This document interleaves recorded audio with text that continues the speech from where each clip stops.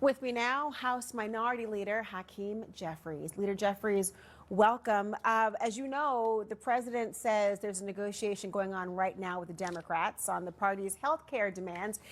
Is that true? Is there a negotiation going on? Well, that's news to me. Since the Oval Office meeting that took place last Monday, Donald Trump, the White House, the administration, Republican leaders in the House and the Senate, they've largely gone radio silent. There's been no communication from them to either myself, House Democratic leaders, Leader Schumer, members of the Senate.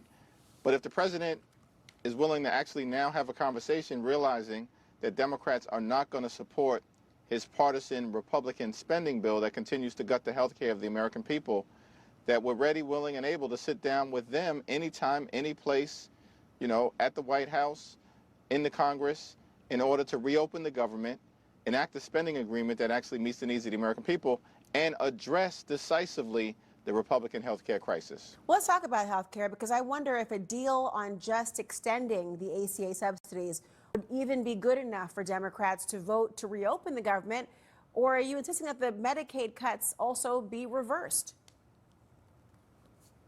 Well, the Republican health care crisis and the assault on health care has been all-encompassing. We're talking about the largest cut to Medicaid in American history. Hospitals and nursing homes and community-based health centers are closing all across the country, including in rural America. The Affordable Care Act tax credits are about to expire, and that's going to trigger dramatic increases in premiums, co-pays, and deductibles for tens of millions of working-class Americans and middle-class Americans. We also know that Republicans have set in motion a $536 billion cut to Medicare because of their one big ugly bill if Congress doesn't act by the end of the year. And on top of all that, they've basically frozen medical research in the United States of America. So this has been an unrelenting assault on the health care of the American people, but it is certainly the case that we need to address the Affordable Care Act tax credits with the fierce urgency of now because of the open enrollment period that's getting ready to begin on November 1st, and the fact that notices are going out to millions of Americans throughout the country now indicating that their premiums, co-pays, and health care deductibles are about to skyrocket. So, as you know, there's word Speaker Johnson has been courting Democratic Senator Patty Murray, giving her assurances about negotiations once the shutdown ends. You've got two Democrat senators, Cortez Masto and Fetterman, and independent Senator Angus King, all voting for the CR today, but it still failed to advance in the Senate. Are you confident that Democrats will stay united for the duration of this fight? Yes, Leader Schumer has done a tremendous job. Senate Democrats have done a tremendous job in holding the line. They've now voted down this partisan Republican spending bill because it's gutting the health care of the American people 5 consecutive times. This is the classic definition of legislative insanity on behalf of Republicans. They continue to do the same thing and are expecting different results. The results aren't changing because Democrats are standing up for the health care of the American people. And our position has been clear. 8 words. We've made this clear repeatedly. Cancel the cuts, lower the costs, save health care. Hundreds of thousands of federal workers. I have been one. I have been one during a shutdown. I did not get paid until it was back pay, and I remember the frustration of having to work still. Many will not get paid by this week's end.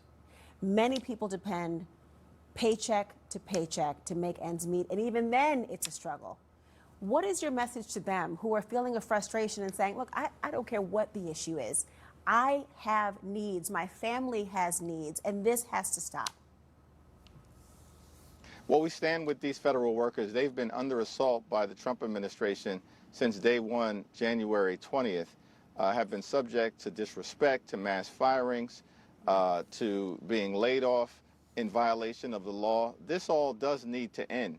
And we do have to reopen the government, but we also have to make sure that moving forward, we have a federal government that actually is respecting the taxpayer and respecting the hard-working federal employees, the public servants who are trying to deliver a government that actually makes life better for the American people, as opposed to what we're seeing from Republicans, which is a government of the billionaires, by the billionaires, and for the billionaires. So we're going to continue to stand with those hardworking federal employees. We're going to work as hard as we can to get the government reopened, but also do it in a way where we enact a spending agreement that makes life better for the American people as opposed to making life worse. At what point does it become a take it or leave it for you? Well, listen, we've said that we'll sit down and try to find a bipartisan path forward involving a good faith negotiation between Democrats and Republicans. And we've maintained that position for the last several weeks. And unfortunately, what we've seen from Republicans is a lack of seriousness at best. Republicans canceled votes last week. They've canceled votes this week. Donald Trump was on the golf course over the weekend, unheard of in the middle of a government shutdown. And of course, they went radio silent after the Oval Office meeting. And what we got instead from Donald Trump were deep fakes, lies, and threats to punish people because the Republicans have made this decision to shut down the government in the absence of getting Democrats to capitulate. We are not going to capitulate when the health care of the American people is on the line and when we're trying to drive down the high cost of living in an environment where Republicans have been raising costs, including through the Trump tariffs all year. Leader Jeffries, Democratic Senator Andy Kim is signaling that this standoff is more than just a battle for Americans' health care. I want you to hear what he had to say.